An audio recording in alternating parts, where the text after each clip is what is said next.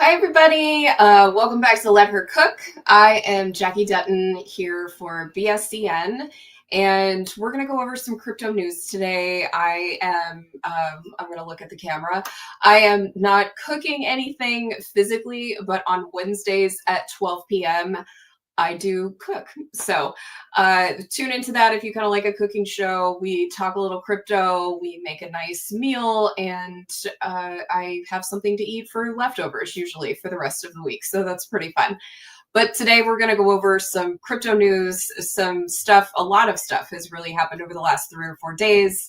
And we are just going to dive right in and get into it. So, I have shared my screen here, and we're going to go over obviously what the biggest event, kind of a meteoric, catastrophic, uh, massive fuck up, if you will, happened on Friday. So after October started amazing and was just, climbing up and up and up, everybody was like, yeah, fuck yeah. We had a massive BNB all-time high.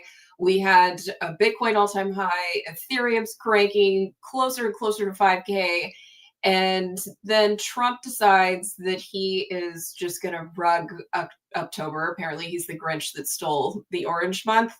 And he tweeted this out. He said, or Truth Socialed. He said, it has just been learned that China has taken an extraordinarily aggressive position on trade in sending an extremely hostile letter to the world, stating that they were going to, effective November 1st, 2025, impose large-scale export controls on virtually every product they make, and some not even made by them.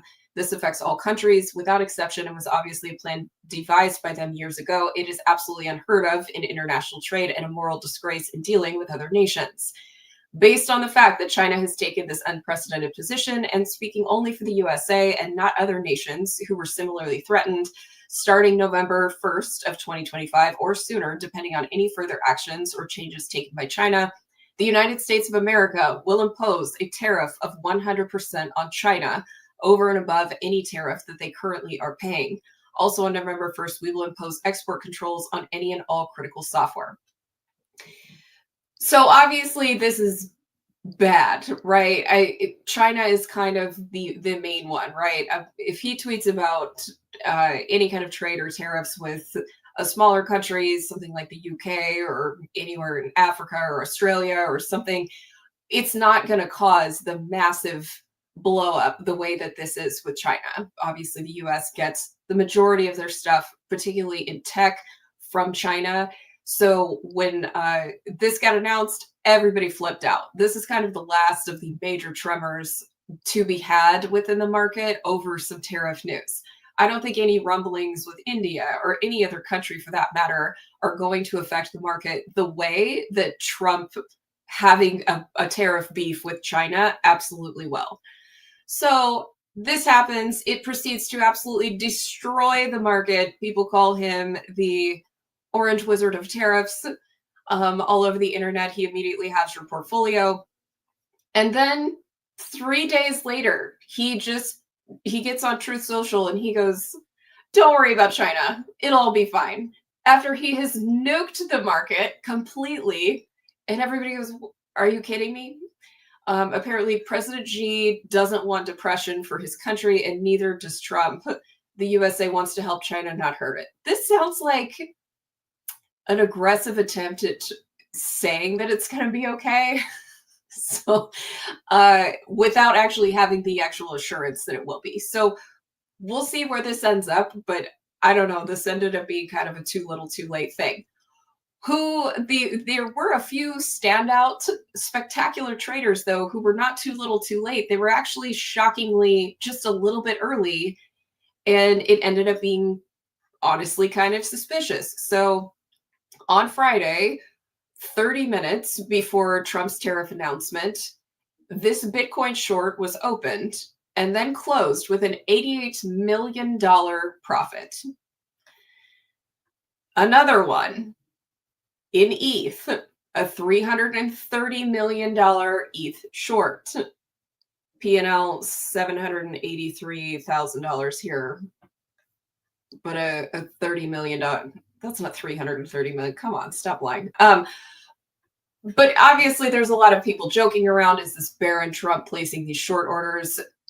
I don't think it needs to even be Baron. Who is standing around in these rooms? There's hundreds of staffers. There's all kinds of people involved in these negotiations, aware of the information coming across the table. And at this point, it is predictable that whenever there is tariff news about China, the market freaks out.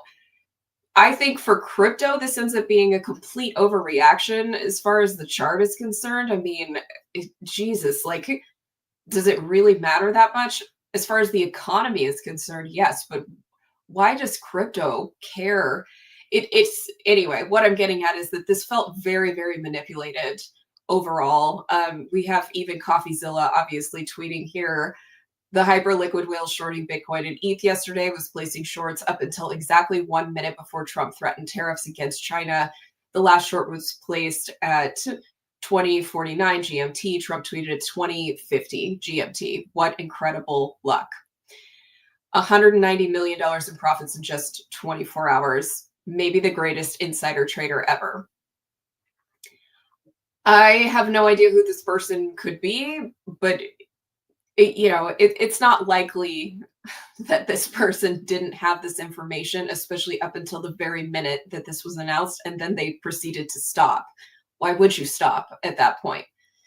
The market dumped all weekend. So, yeah, pretty amazing. I love a couple tweets I've saved, actually. Art Chick, she's a great one. She's like an ETH bull.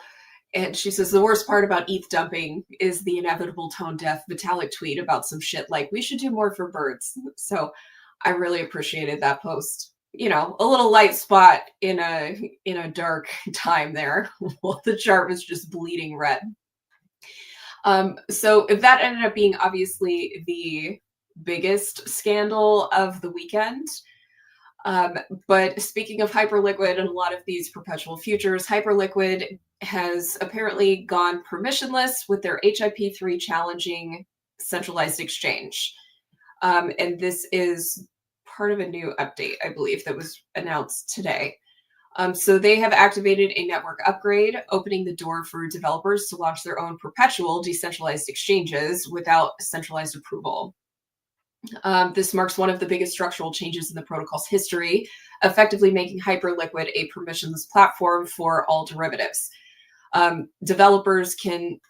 developers, can deploy perpetual contract markets by staking 500,000 HYPE tokens, a requirement that serves both as a bond and a safeguard against spam. Once deployed, builders must provide their own liquidity oracles and front-end interfaces. In return, they can earn up to 50% of trading fees from the market they create, incentivizing a new wave of on-chain innovation. So, I think this just lends itself to obviously a little more gambling, and then a lot more self-created gambling, if you will. If you create your own little decks, little exchange, and then you are the ones scooping up the majority of the fees, then obviously you stand to gain the most. You've just got to get people to use it, though. So, but that is a steep. I'm gonna check the chart here. Let's see, CoinMarketCap.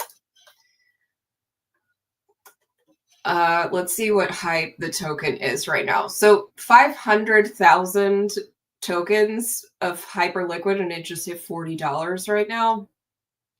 I don't know, guys. That sounds like an awful lot of money to create a DEX with some futures. I don't know. I might just use Hyperliquid instead and not have to stake that kind of money. But, to each their own. Something interesting about the space, though, is that usually whoever owns the majority of the trading fees, right? At one point, I remember during the 2021 bull market, MetaMask, for instance, they have a little DEX, a little swapper with inside the wallet.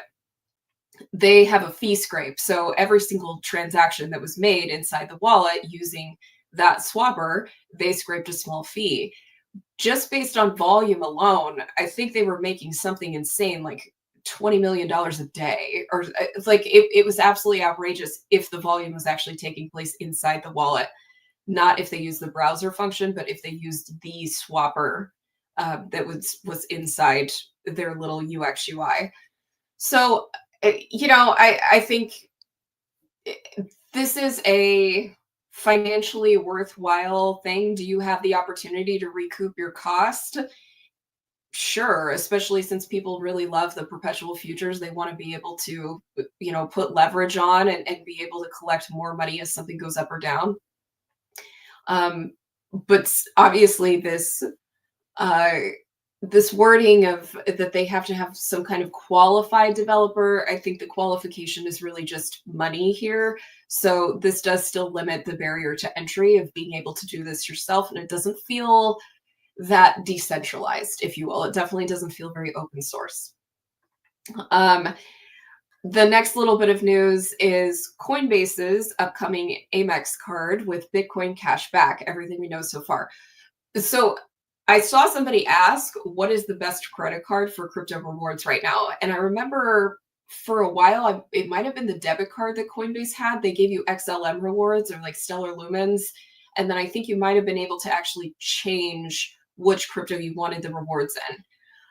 This partnership with American Express to generate Bitcoin rewards as you spend, to me, I don't know, this might be absolutely amazing to do and even better than like travel points. I know there are people with all their loyalty points, and whether you're like a Hilton member or you fly Delta or whatever your preferred hotel or airline or whatever, but this is absolutely the Bitcoin Maxi credit card to come. And I don't think that this would be a bad thing to have. I think this would be even better than a cashback credit card because the US dollar has lost 10% of its value just in the last year. So if you collected Bitcoin instead on this credit card, that's actually probably a much better deal. So it says a card built around Bitcoin's origin story. Unlike most crypto-linked cards, Coinbase's upcoming product isn't just about perks, it's about symbolism. The card is etched with data from Genesis block. That's very cool. That single block launched the Bitcoin blockchain and marked the beginning of an entirely new financial system. Let's see. So the Coinbase One Amex card will be available exclusively to subscribers of Coinbase One, which I think is their like higher tier trading service, and the company's paid membership program. Eligible cardholders will be able to earn up to 4% cash back in Bitcoin on purchases with rewards scaling based on the assets they hold on Coinbase. The card will carry no foreign transaction fees and can be repaid using either a linked bank account or crypto held on the platform. Cardholders will also gain gain access to standard American Express perks, including exclusive offers and events. I think this is really cool. And props to American Express for going ahead with it. I think that's awesome. So since we're talking about Bitcoin, I wanted to talk about a really fun layer one that you guys may or may not have heard of, and that is Kaspa. So we're going to go to their home page real quick so you can see this. I'm going to refresh.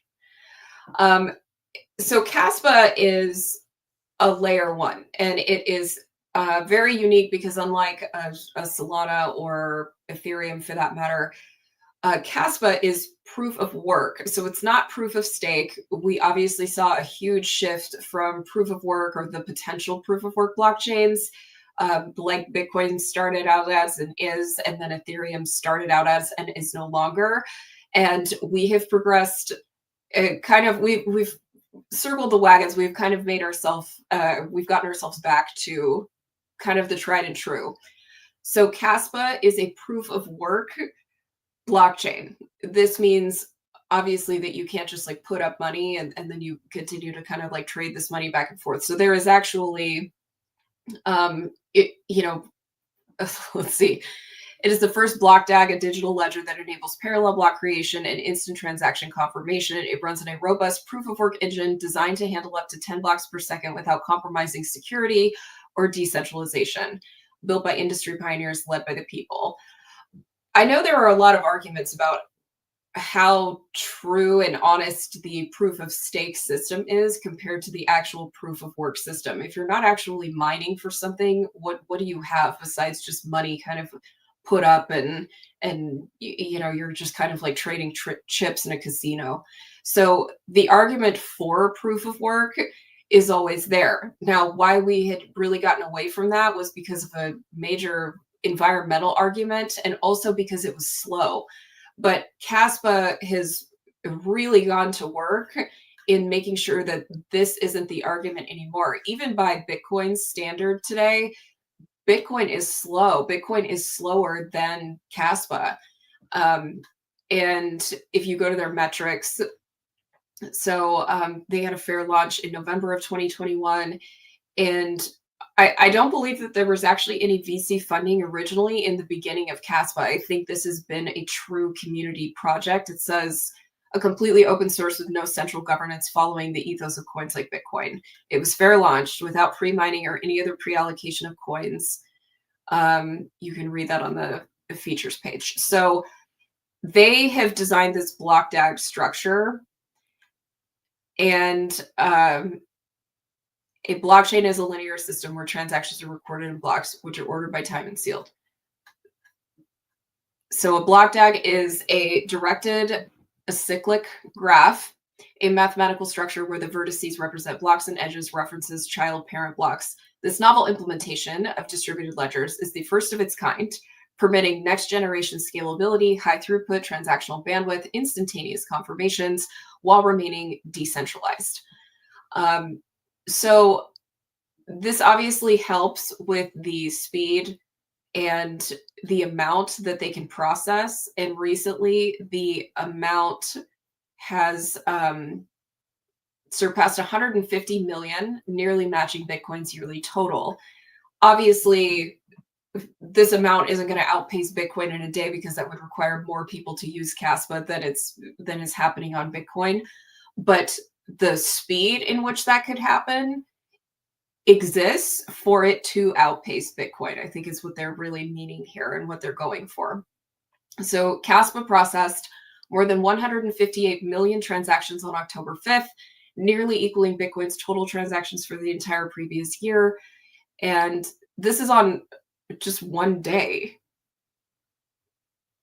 Let's see, according to data from YCharts and Glassnode, Bitcoin handled about 160 million transactions between October 2024 and 2025. So this makes Kaspa the fastest growing proof of work blockchain in terms of daily throughput. The milestone highlights how Kaspa's unique block DAG architecture and recent crescendo upgrade have transformed its processing capacity, pushing it far ahead of other major networks like Dogecoin and Ethereum Classic. I believe those are both proof of work as well. So yeah, basically, Kaspa is just a really great decentralized, fair launched project. Obviously, we've touched on. It's very unique. You see a lot of, I think they're even layer twos. They have tens of millions, if not hundreds of millions in VC funding. They've got this whole machine kind of running behind them of people and just a ton of money, angel money, investor money, and they are not achieving what Kaspa has just kind of put their nose to the grindstone and done and worked and built up. So I think this is amazing for the Kaspa team to finally see this kind of volume go on. I think that's incredible. They have done a couple really crucial updates. They had their crescendo hard fork in May, and that really rewrote their code base from Golang to Rust. And I think this transition is obviously only going to increase the amount of people that want to code and develop on Kaspa, obviously. Rust is a language that you could use on Solana as well. So we'll probably see a lot of kind of blending of some things on the Solana ecosystem come over, especially if it's, not that big of an issue. Their rusty Kaspa is their coding language here, but their crescendo hard fork upgrade increased block production from one, I don't know if that's byte per second, block per second. Hi, I work in crypto. 1 block per second to 10 blocks per second, drastically boosting the throughput and reducing confirmation times. Yeah, overall, this is just a really great project. Obviously, we don't give financial advice here. We can go pull up the chart though, just just to take a look.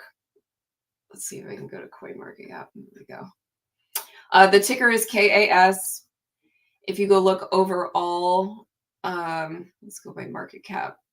So the market cap was $5 billion a year ago in July. And then today sits at just below 1.7 billion. And the token price sits around 6 cents. They have a supply of 26.8 billion and 26.8 circulating. So you're not going to experience the token cliffs, the major sell-offs, the random insider, just big red candles that paint the chart. That's not going to happen here. You are going to see just very, this is the candle of Friday. This big wick right down here. But otherwise, if you're looking to accumulate something, I know a lot of people who were accumulating this like way down here. And it's just, this project has just really continued to grind. So I think they haven't stopped. I think they're obviously proving with all of these updates. They have a future quantum computing proof wallet proposal. And I've actually read a little bit about that. There's also a video on BSCN's YouTube channel about it. So if you want any information further about that wallet, make sure you go take a look, because it's fascinating, the argument that the Bitcoin wallets are maybe not as quantum computing proof as we would like. I still think a lot of that technology is like overhyped and kind of a far way off, but it's cool that they're thinking forward about all of this. So on to a couple other fun topics here. So Trump meme coins issuer is owned by an LLC called Fight Fight Fight LLC. Fight Fight Fight and World Liberty Fight originally had absolutely nothing to do with each other, which was kind of the explanation for why this meme coin got launched at the annual crypto inauguration ball. In the dead middle of that, with all of the crypto supporters and people in the country that helped, hype up Trump's election and his, getting people to vote for him within the crypto world because he was taking a pro-crypto stance. His meme coin on Solana with the ticker Trump launched that night while that party was going on. And there were a lot of live reactions of people that were there saying that they had absolutely no idea that was going on. So this Trump meme coin gets launched on inauguration weekend, kind of randomly. Obviously, we've seen the chart. It was absolutely crazy. And the company behind it is now seeking $200 million to build a treasury aimed at supporting the token's price, which has plunged 90% from its peak. They have done a variety of things with this token that have not resulted in upwards price action since the initial weekend that it was launched. The token launched, and then within, I think, 2 or 3 days, they also launched the Melania meme coin.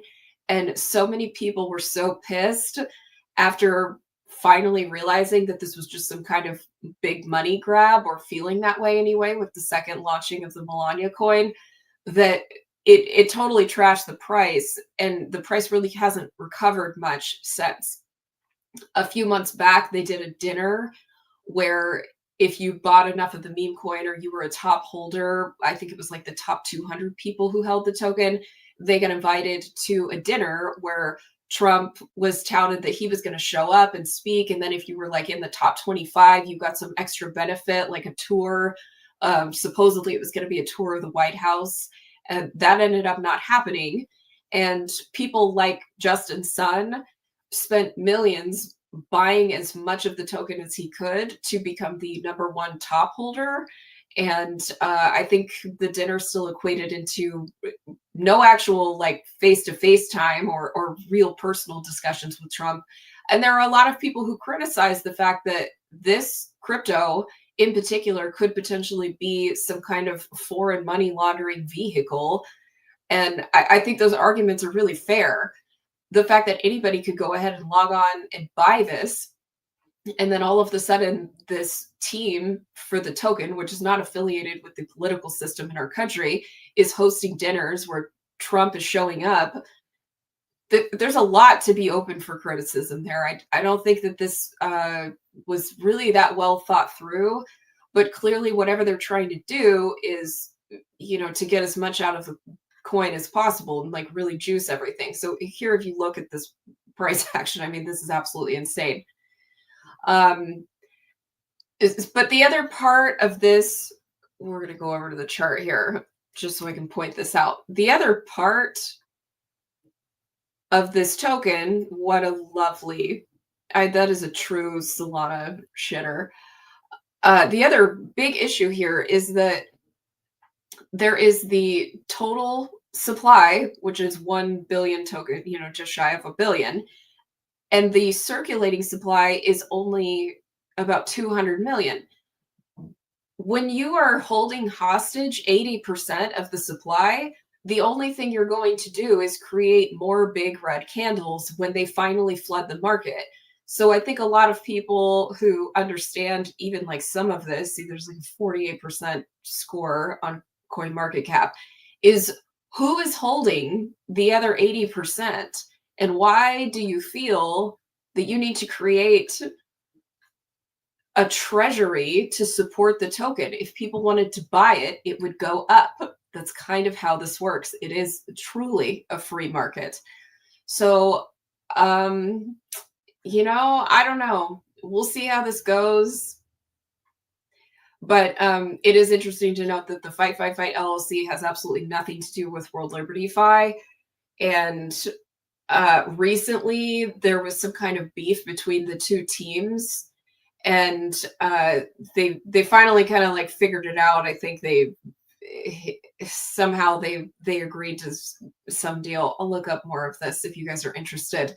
But basically, Trump's family, I think mainly his sons that are in charge of World Liberty Fi, they ended up working it out. But this team was not initially getting along until maybe a month or two ago. So I found that very interesting. The last thing I want to talk about today is the craziest prediction market thing I've ever seen. So last week when I went to Kalshi, I just went looking through kind of like what's generally available as a topic. And there's all kinds of stuff like politics and when will the shutdown end and, sports and regular things that you can do a prediction market on. This bet has confused me beyond belief. Either there is someone who is so in the know on Taylor Swift's actual team, or apparently I'm dead wrong. I don't understand how this vote is so assuredly a yes, with 96% believing that this will happen. So the bet is, will Taylor Swift occupy all 12 spots on the Billboard Hot 100 chart for October 18th? This list comes out tomorrow at like between 2 and 4 p.m. for this particular week. Let's go to the Billboard Hot 100 list. So currently, this K-pop Demon Hunter thing, I think this is a song from that. Ordinary by Alex Warren, Tate McRae with a new song, Tit for Tat, Justin Bieber's Daisies. This is kind of an older song, Lose Control by Teddy Swims. Anyway, here's what I'm getting at. There's only 12 songs on Taylor Swift's new album. I've listened to it. In my personal opinion, although the album's fine, it's not like all 12 are bangers. They're also not all 12 being listened to on the radio. I'm dying, excuse me. But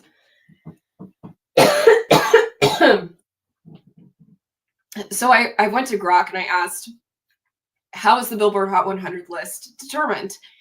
It ranks the most popular current songs across all genres in the United States each week.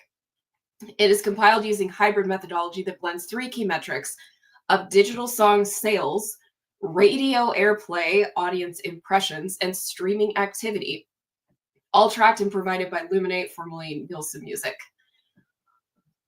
Okay, the radio is not playing all 12 of these songs on Taylor Swift's album. They're playing like 2 or 3. Do I expect, like, at most, like, half of this list to be Taylor Swift songs by tomorrow just because she released her album? I expect at least 3. But unless you are on her team and you know for sure that you're just gonna show up and own this list over a Bieber song, a brand new Tate McRae song, and then this one in particular, the Golden song, uh, by this K-pop Demon Hunters, these little kids are like controlling this narrative like crazy here. I just don't think that it's actually possible that this becomes all top 12 spots. So $100 bet, if you're going to put your money where your mouth is, if that pays out, you win $2,300 on call sheet right now. I don't know. This is not financial advice. I'm not going to tell you to go to the casino, and I certainly personally did not risk any more than I was willing to lose in whether or not this ended up, happening. But unless I'm on glue, I don't understand like why people are so sure that this was going to happen. A lot of the comments are no. Let's see. Let's go to some of the comments here. FOMO gave in, locked in. Friends, don't listen to the bots saying cash out before it's too late. We know what we signed up for. These are bots hoping they can influence the pricing to some degree. Don't do it. I think this is what's so crazy is I saw somebody risking like 6 figures on the yes side of this bet, which sometimes leads me to believe like, oh, well, maybe this is just a sure thing in the yes column. Okay. I don't know, guys. I have no idea how people see this and they're like, oh yeah, it'll just be a yes. Is that where we're at in music? We hold her to no other standard and just give her all 12 spots? Kind of lazy. I don't know. I don't know if she's going to usurp this for all 12 because not all 12 of those songs are bangers. I'm just saying it. It's not that I don't like her or that I don't think she's entertaining. I'm just saying not all 12 of those songs are that great. Anyway, I think that's kind of like all I have for the stream today. If you want to go check out this this bet on Kalshi, I thought this was really interesting. Let me know in the chat what you're predicting and what you're betting on next week and what the biggest story you think was. I don't think I was able to even check the chat today. I'm sorry, guys. Let's see. I am just kind of looking through here. Yeah, otherwise, I had a great time today. I hope you did too. We're going to try and make this a really regular thing. Monday's kind of a news thing. We might do something on Tuesday. And then Wednesday is the actual cooking portion of Let Her Cook. So if you want to see me make something in particular, I'm still taking suggestions. Right now, I've got to go to the store tomorrow. And otherwise, I will be back on Wednesday at 12 p.m. Eastern for BSCN on Let Her Cook. I'm Jackie Dutton, and I will see you guys on Wednesday.